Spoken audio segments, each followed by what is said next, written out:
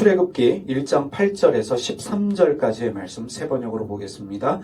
제가 한 절 읽고 여러분이 한 절을 읽겠습니다. 요셉을 알지 못하는 새 왕이 일어나서 이집트를 다스리게 되었다. 그 왕이 자기 백성에게 말하였다. 이 백성 곧 이스라엘 자손이 우리보다 수도 많고 힘도 강하다. 그러나 이제 우리는 그들에게 신중하게 대처하여야 한다. 그렇지 않으면 그들의 수가 더욱 불어날 것이었고 또 전쟁이라도 일어나는 날에는 그들이 우리의 원수들과 합세하여 우리를 치고 이 땅에서 떠나갈 것이다. 그래서 이집트 사람들은 이스라엘 사람들을 부리는 공사 감독관을 두어서 강제 노동으로 그들을 억압하였다. 이스라엘 자손은 바로가 곡식을 저장하는 성읍 곧 비돔과 라암셋을 건설하는 일에 끌려 나갔다. 그러나 그들은 억압을 받을수록 그 수가 더욱 불어나고 자손이 번성하였다. 그래서 이집트 사람들은 이스라엘 사람들을 몹시 싫어하였고 그들을 더욱 혹독하게 부렸다. 자리에 앉으시겠습니다.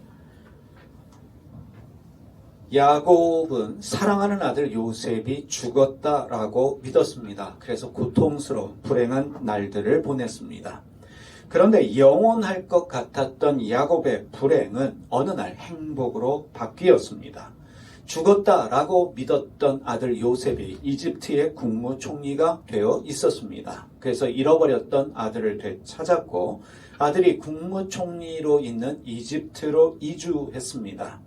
형제들은 서로 화해했고 야곱의 가족들은 이집트 왕 바로가 하사한 고센 땅에서 목축업을 하면서 번성하고 번창했습니다.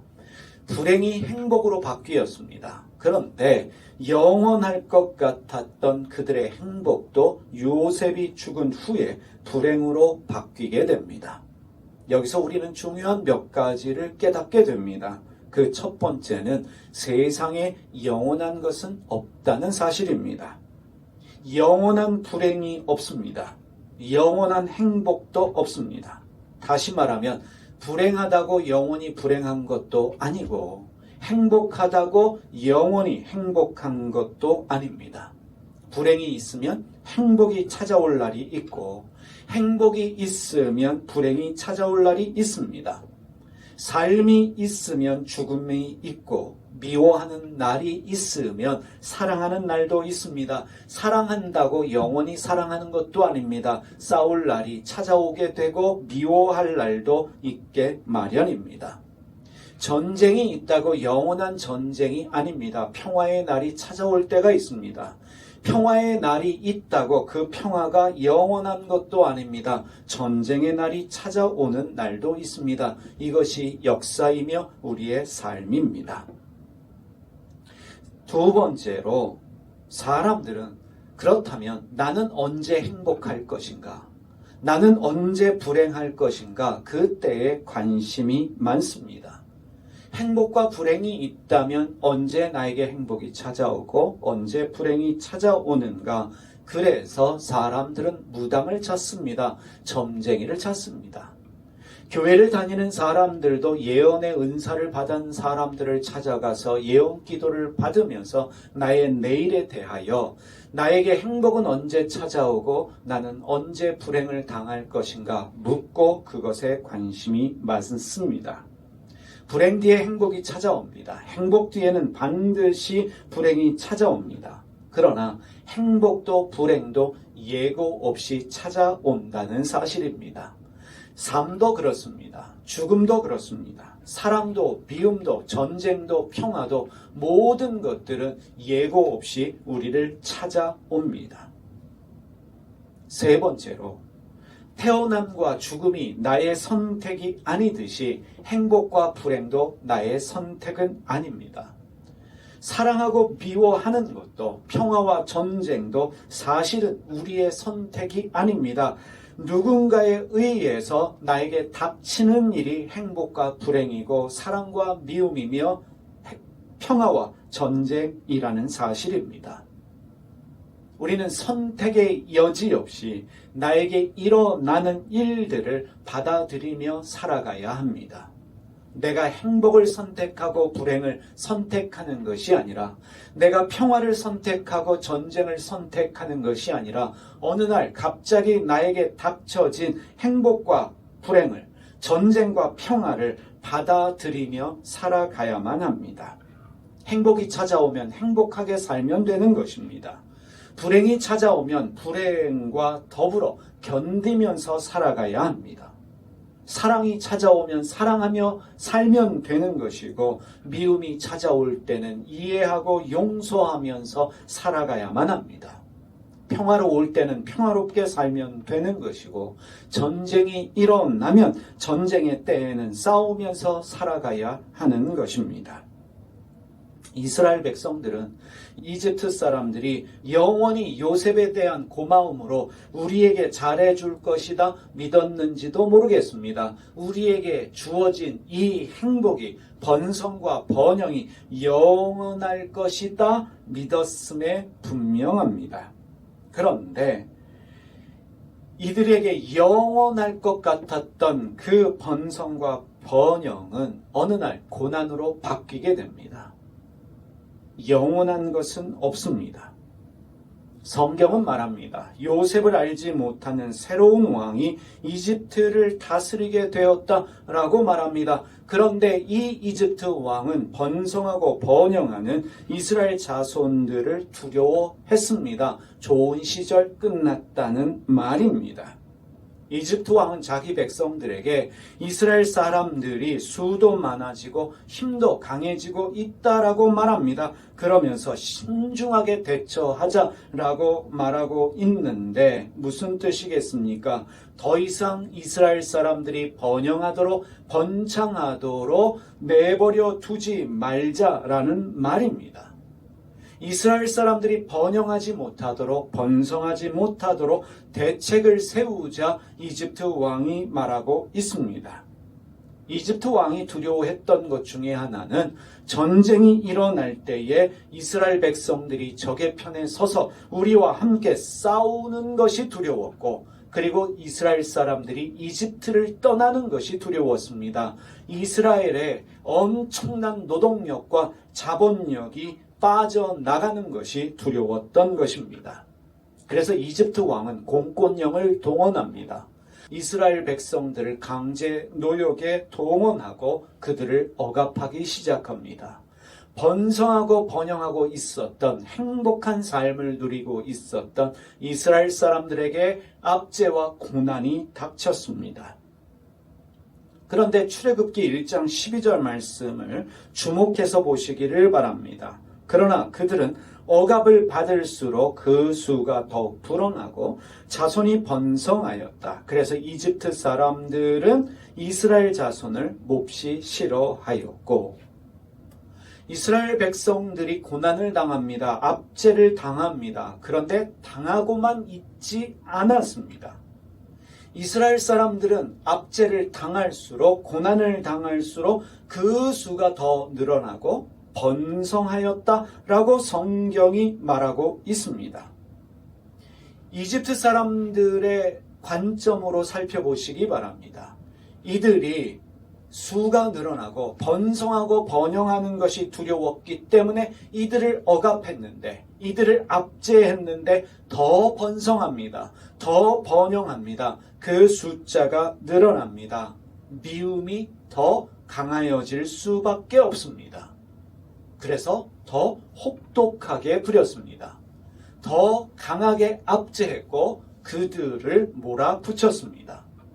이후에 어떤 결단까지 내립니까? 남자아이가 태어나면 강에 던져 죽이라 라는 명령을 내리면서까지 이스라엘 사람들을 압제했지만, 압박했지만 신기하게도 이스라엘 백성들은 압제를 당하면 당할수록, 고난을 당하면 당할수록 더 강해졌습니다. 더 번성하였습니다. 우리는 잘 알고 있습니다. 이스라엘 사람들만큼 역사적으로 압제를 많이 당한 민족도 없습니다. 전 세계 민족 중에 가장 많은 고난을 당한 민족이라면 바로 유대인들입니다. 이스라엘 백성들입니다. 유럽 기독교는 예수님을 죽인 민족이라고 해서 유럽 안에 있었던 유대인들을 심하게 핍박했고 심지어 집단 학살을 통해서 그들을 없애려고 시도했지만 그럼에도 불구하고 사라지지 않는, 압제를 당하면 당할수록 더 강하여지는 민족이 유대인들입니다. 지금까지 살아남았습니다. 살아남았을 뿐만 아니라 세계 역사에 가장 큰 영향을 미치는 민족이 바로 유대인이라는 사실은 그 누구도 부인할 수 없는 사실입니다. 오늘 중요한 질문이 이것입니다. 그렇게 압박을 당하면서도 압제를 당하고 억압과 고난에서 살아남은 이유가 무엇인가? 이스라엘 사람들이 억압과 고난으로부터 살아남은 이유, 그리고 살아남았을 뿐만 아니라 세계 역사에 가장 큰 영향력을 행사하는 이유가 무엇일까? 오늘 말씀에 억압과 고난으로 번역되어지는 히브리어 동사 아나에서 그 답을 찾을 수 있습니다. 고난으로, 압박으로, 억압으로 번역되어지는 히브리어 동사가 아나입니다. 이 아나라고 하는 히브리어 동사에는 고난을 대하는, 억압을 당할 때, 어려운 일을 당할 때 이스라엘 사람들이 어떤 태도로 이 고난을 대하는지, 고난과 싸워 나가고 있는지 우리가 알 수 있는 중요한 단어입니다. 아나는요, 집중하다라는 뜻을 가진 단어입니다. 고난, 압제로 번역되어지는 이 단어가 가진 중요한 의미는 바로 집중이라는 뜻입니다. 무엇에 집중하는가?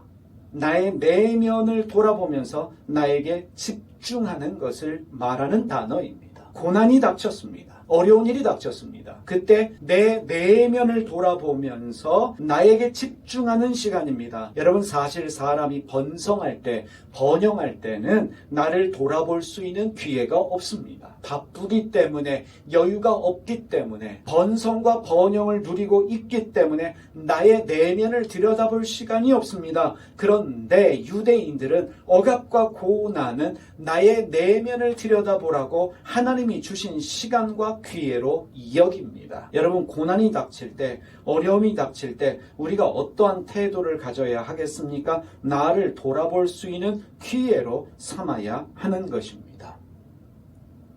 두 번째, 히브리어 동사 아나는 겸손하게 하다, 낮추다, 온유하다 라는 뜻을 가진 단어이기도 합니다. 사람은 어쩔 수 없이 가진 것이 많아지면 많아질수록 오만해질 수밖에 없습니다. 나도 모르게 무례하게 행하는 경우들이 있습니다. 번성과 번영은 사람의 마음을 높아지게 하고 오만하게 합니다. 그런데 억압당할 때, 고난당할 때 그 높아진 마음이 낮아지고 겸손해질 수 있습니다. 온유한 사람이 되어질 수 있습니다. 이 아나라고 하는 히브리어 동사는 온유하다라는 단어로도 쓰입니다. 이렇게 이해합니다. 억압과 고난은, 나에게 닥친 시련은 하나님이 더 겸손해지라고, 더 낮아지라고, 더 온유한 사람이 되라고 하나님이 주신 기회이다, 하나님이 주신 시간이다 라고 여기는 것입니다. 세 번째로, 아나는 노래하다라는 뜻을 가지고 있습니다. 노래할 때입니다. 무슨 뜻이겠습니까? 고난이 닥쳤는데, 억압을 당하는데 노래한다라고 하는 것은 억압과 고난이 절대로 끝이 아니라는 말입니다. 끝이 아니기 때문에 절망하지 않습니다. 끝이 아니기 때문에 포기하지 않습니다. 내가 밑바닥이지만 반드시 밑바닥에서 회복될 수 있는 기회가 주어질 것이다. 내 인생은 역전될 것이다. 라는 소망을 가지고 노래할 수 있어야 한다는 것입니다. 야곱을 찾아온 천사는 야곱과 씨름을 했습니다. 여러분, 무슨 뜻이겠습니까? 야곱과 씨름을 했다라고 하는 것은 야곱에게 싸움을 걸었다는 것입니다. 갑자기 나에게 찾아온 천사가 나에게 싸움을 겁니다. 야곱에게 찾아온 고난이다, 억압이다, 어려움이다 말할 수 있습니다. 한밤중에 홍두깨라는 표현이 맞을 것입니다. 갑자기 나에게 싸움을 걸어오는 천사. 그런데 야곱은 물러서지 않았습니다. 포기하지 않고 죽기 살기로 싸움을 했습니다. 천사가 절대로 야곱을 이길 수 없다라는 것을 알고 야곱의 허벅지 관절을 쳤습니다. 여러분, 중요한 포인트가 이것입니다. 절대로 야곱을 이길 수 없다는 것을 알고 반칙을 했습니다. 허벅지 관절을 쳤고, 그래서 야곱의 허벅지 관절은 어긋났습니다. 그럼에도 불구하고 허벅지 관절이 어긋났음에도 불구하고 야곱은 싸움을 포기하지 않았습니다. 야곱은 자신에게 찾아온 이 어려운 상황, 억압, 고난과 당당히 싸웠고 포기하지 않았습니다. 죽기 살기로 덤벼들었습니다. 결국에 천사는 야곱에게 나를 보내달라라고 부탁을 했습니다. 이제는 입장이 바뀌었습니다. 야곱이 허벅지 관절이 어긋났음에도 불구하고 싸우고 있으니까, 죽기 살기로 싸우고 있으니까 천사가 이제는 나를 제발 좀 보내달라라고 말하는데, 야곱은 나를 축복하지 않으면 나는 당신을 보낼 수 없다라고 말합니다. 창세기 32장 26절을 세 번역으로 보겠습니다. 그가 날이 새려고 하니 놓아달라고 하였지만 야곱은 자기에게 축복해 주지 않으면 보내지 않겠다고 때를 썼다. 이렇게도 이해할 수 있습니다. 당신의 패배를 인정하지 않으면, 나의 승리를 선언하지 않으면 나는 당신을 보내줄 수가 없다. 결판을 내자는 것입니다. 네가 죽던 내가 죽던 결판을 내자. 당신의 패배를 선언하라. 나의 승리를 선언하라. 야곱이 말하고 있습니다. 결국은 축복을 받아냈습니다. 결국은 상황을 역전시켰습니다. 야곱은 자신에게 닥친 위기를 기회로 바꾸려고 했고, 그것을 분명히 했습니다. 고난 앞에서 패배하는 것이 아니라 어려움과 당당히 싸워 이겨내려고 했고, 결국 승리를 쟁취했습니다. 자신을 공격하고 있는 천사를 붙잡고 축복하지 않으면 보내지 않겠다. 당신의 패배를 인정하지 않으면, 나의 승리를 인정하지 않으면 보내지 않겠다. 나는 절대로 이 싸움을 포기하지 않겠다는 단호함을 보였습니다. 이스라엘 사람들은 야곱의 이러한 행위를 자신들의 정체성으로 여깁니다. 이것이 우리의 민족성이라고 여기고 있습니다. 저는 이렇게도 말하겠습니다. 이것이 하나님을 믿는 신앙인들의 정체성입니다. 어떠한 고난 앞에서도, 어떠한 위기 앞에서도 굴복하는 것이 아니라, 네가 이기던 내가 이기던, 아니 나의 승리가 선포될 때까지 나는 절대로 싸움을 포기하지 않겠다, 포기하지 않는 이 정신 자세, 이 삶의 태도가 바로 우리의 정체성이 되어야 합니다. 이스라엘이라는 이름의 뜻이 무엇입니까? 하나님과 겨루어, 사람과 겨루어 이겼다. 이것이 이스라엘이라는 이름의 뜻입니다. 결국은 받아낸 게 무엇입니까? 하나님과 싸워도 이겼습니다. 사람과 싸워도 이겼습니다. 우리는 싸워 이길 수 있는, 포기를 모르는 민족이다. 그것이 이스라엘의 이름이 가진 의미입니다. 어떠한 압제 앞에서도, 어떠한 고난의 상황에서도 끝까지 포기하지 않고 도전하는 사람들, 어려움 가운데서도 소망을 노래하고 있는 사람들이 이스라엘 사람들입니다. 2차 세계대전 당시에 무려 600만 명이 집단 학살을 당했음에도 불구하고 그들은 살아남았습니다. 600만 명을 죽였습니다. 그럼에도 불구하고 살아남았습니다. 무려 2000년 동안이라 나라 없이 전 세계를 떠돌아 다녔습니다. 가는 곳마다 따돌림을 당하고 학대를 당했음에도 불구하고 나라를 되찾을 소망을 가지고 결국에 2000년 만에 나라를 다시 세운 민족이 유대인들입니다. 이스라엘 사람들입니다. 주변 국가들이 다 적대 국가입니다. 그럼에도 불구하고 지금까지 나라를 유지하고 있습니다. 사막을 적과 꿀이 흐르는 땅으로 바꾸어 버린 사람들입니다. 여기서 끝나지 않습니다. 억압과 고난을 통해서 인간의 삶이 무엇이냐 깊은 이해를 가지게 된 유대인들은 인간 삶을 이롭게 하는 수많은 업적을 남기고 있다는 사실입니다. 고난을 통해서, 압제를 통해서, 집단 학살을 통해서 인간의 정신세계에 대해서 어느 누구보다도 깊은 깨달음을 가진 유대인들은 정신의학 분야, 심리학에 탁월한 업적을 남기고 있습니다. 뿐만 아니라 철학과 신학, 영화와 음악, 미술, 예술 분야에서도 상당한 수준으로 발전시켰고 과학과 기술을 발전시키는 일에 앞장서고 있는 인류 문명을 이끌고 가고 있는 사람들도 유대인이다라는 사실에 대하여 우리는 부인할 수 없습니다. 어려움을 당했는데, 고난을 당했는데, 수많은 어려운 일들을 당했음에도 불구하고 오히려 그것을 반전시켜서 인류의 삶을 윤택하게 하는, 삶을 유익하게 하는 수많은 과학과 기술들이 유대인들에 의해서 주도되고 있다는 사실입니다. 고난과 억압을 통해서, 집단 학살을 통해서 오히려 그 아픔을 소명으로 승화시켜서 다른 사람들에게 유익을 주고 있고 복을 주고 있습니다. 하나님께서 아브라함을 택하셨을 때 무슨 말씀을 하셨습니까? 너로 인하여 모든 민족이 복을 받게 하겠다라고 말씀하셨는데 하나님이 어떻게 이스라엘 사람들이 전 세계에 복이 되게 하셨는가? 고난을 통해서입니다. 압제를 통해서입니다.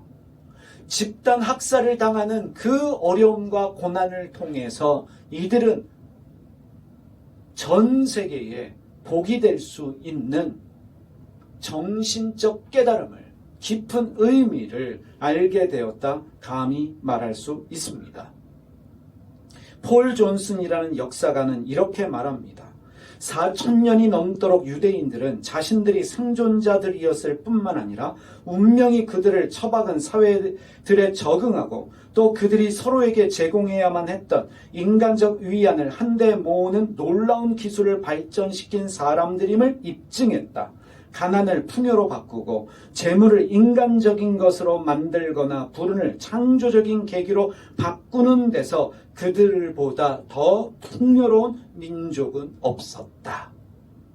다시 말하면 유대인들은 억압과 고난을 당할 때마다 그 고난과 억압의 의미를 찾았고 하나님의 뜻을 물었습니다. 왜 우리에게 이러한 고난과 이러한 어려움들이 닥치는가? 그 의미를 찾았습니다. 그 의미가 이들의 소명이 되었고 그 소명이 인류의 유익이 되었던 것입니다. 눈물이 소명이라 했습니다. 내가 당하고 있는 아픔이 소명이라고 했습니다. 하나님이 그냥 아픔을 허락하시는 게 아닙니다. 하나님이 이유 없이 고난을 허락하시는 게 아닙니다. 그들은 공감을 합니다. 빅토르 프랭클이라고 하는 정신의학자가 있습니다. 나치 수용소에서 살아남은 분입니다. 로고테라피라고 하는 정신치료의 분야를 개척하신 분입니다. 이분은 죽음의 공포에서 오랫동안 시달렸습니다. 그런데 살아남았습니다. 그러면서 이분은 어떻게 트라우마에 시달리고 있는, 우울증에 시달리고 있는, 고통 가운데 있는 사람들을 도와야 될지를 학문적으로 연구해서 업적을 남기신 분인데, 이분이 이런 말씀을 하셨습니다. 사람에게서 모든 것을 빼앗을 수 있지만 한 가지는 빼앗지 못한다. 그것은 바로 주어진 상황에 대한 그 사람의 태도와 스스로의 방식을 선택할 수 있는 자유이다. 고통은 의미를 찾게 되는 순간 고통이 아닌 것이 된다. 희생이라는 것과 같은 의미를 찾게 되는 순간 말이다. 똑같은 고통을 당해도 어떠한 생각을 하고 있느냐에 따라 고통의 결과는 다르다는 말입니다. 왜 하나님은 나에게, 우리에게 이런 고난과 고통을 허락하시는가 묻고 의미를 찾기 시작할 때 그 고난은, 그 고통은 더 이상 고통이 될 수 없다는 말입니다. 여러분, 어떻게 고난이 행복으로 바뀔 수 있겠습니까? 불행을 당하고 있을 때 그 불행이 행복으로 바뀌는 열쇠는 가장 중요한 것은 하나님의 도우심이라 말할 수 있지만 그 하나님의 도우심을 기대하는 사람이 가져야 되는 마음의 태도가 상당히 중요한 역할을 한다는 것을 우리가 깨달아야 합니다. 고난을 역전시키는, 억압을 당하면 당할수록 번성하고 번영하고 있는, 자신들의 고난을 통해서 오히려 인류를 유익하게 하는 유대인들을 통해서, 이스라엘 사람들을 통해서 우리는 도전받을 수 있어야 합니다. 오늘 말씀의 결론을 이렇게 말합니다. 첫 번째, 억압과 고난을 당할 때 나의 내면을 들여다볼 수 있어야 합니다. 고난 자체에 집중하는 것이 아니라 왜 하나님은 나에게 이런 어려움, 시련을 허락하셨는가, 나의 내면을 들여다보면서 나를 낮추고 겸손하게 하는, 온유하게 할 수 있는 기회로 삼을 수 있어야 합니다. 그것이 히브리어 동사 아나가 가진 의미라는 것을 여러분 기억하시기를 바랍니다. 두 번째로, 억압을 당하던, 고난을 당하던 죽기 살기로 싸울 수 있어야 합니다. 이스라엘 이름의 뜻을 기억하십시오. 하나님과 겨루어, 사람과 겨루어 이겼다. 결국 나의 승리가 선포될 때까지 허벅지가 어긋났음에도 불구하고 포기하지 않고 나를 축복하지 않으면, 당신의 패배와 나의 승리를 선언하지 않으면 절대로 나는 당신을 보낼 수 없다라고 말하던 야곱과 같이 싸울 수 있어야 합니다. 사람과 싸우는 것이 아니라 억압과 고난과 싸울 수 있어야 합니다. 절망하지 말고 포기하지 말고 싸울 수 있어야 합니다. 중요한 것은 노래하며 싸울 수 있어야 합니다. 찬송하며 싸울 수 있어야 한다는 것입니다. 그리고 가장 중요하다라고 말할 수 있는 세 번째는, 억압과 고난이, 이 어려움이 나에게 허락되어진 의미를 찾으시기를 바랍니다. 거기에 소명이 있습니다. 그래서 우리는 하나님의 뜻을 물어야 합니다. 우리 교회는 어렵습니다.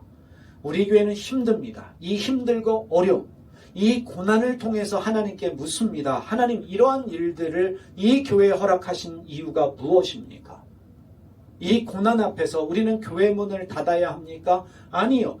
우리는 싸울 수 있을 때까지 싸워야 합니다. 언제까지요? 우리의 승리가 선포될 때까지 우리는 이 모든 주어진 어려움들과 싸울 수 있어야 합니다. 하나님이 왜 이 일을 허락하실까? 많은 일들이 있지만 앞으로 우리 교회가 하나님이 은혜와 복을 주신다면 개척교회를 도와야 되는 소명이 있다라고 믿습니다. 개척교회를 하다 보니까 개척교회의 어려움을 알아요. 이제 장애 아를 가진 부모님들 한 사람 두 사람씩 우리 교회로 오기 시작합니다. 우리 교회는 편견이 없구나, 차별이 없구나 라는 것을 사람들이 이제 조금씩 알기 시작합니다. 이 교회를 통해서 하나님이 하고자 하시는 일이 무엇인가? 우리가 당한 어려움과 고난이 있었기 때문에 그 고난과 어려움을 통해서 우리가 낮아진 부분이 있습니다. 온유해진 부분이 있어요. 겸손해진 부분들이 있습니다. 그 겸손함과 온유함을 가지고 힘들고 어려운 일들을 높은 자리가 아니라 낮은 자리에서 섬길 수 있어야 합니다. 지금도 묻고 있습니다. 하나님, 우리 교회에 이런 어려움과 이런 고난을 허락하신 이유가 무엇입니까? 이 어려움과 고난이 우리의 소명이 되어져야 될 뿐만 아니라 그것이 분명 다른 사람들에게 복이 되고 유익이 될 수 있어야 한다는 것입니다.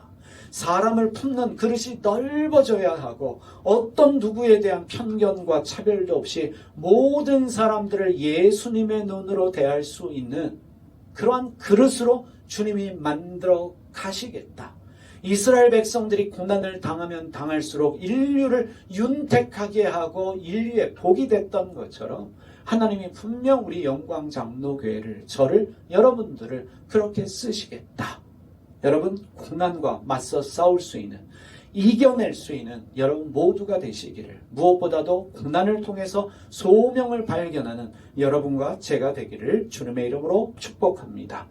기도하겠습니다. 살아계신 하나님 아버지, 저희에게 허락하신 모든 일들이 하나님 결국에 우리에게 유익이 될 줄 믿습니다.